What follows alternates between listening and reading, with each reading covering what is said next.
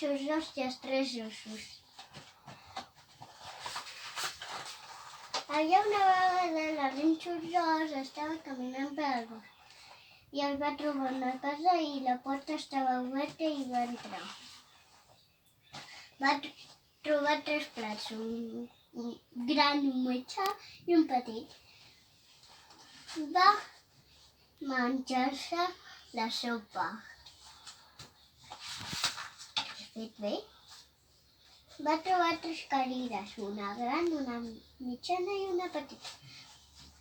Es va sentar i es va trencar.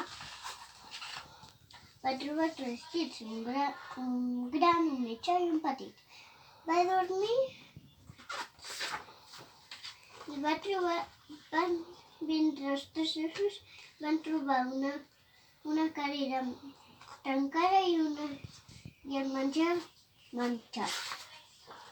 Va veure els tres ossos van veure l'Arenxurros dormint.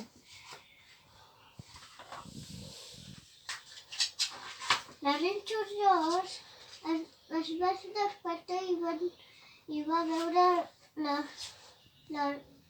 els tres ossos i es va escapar.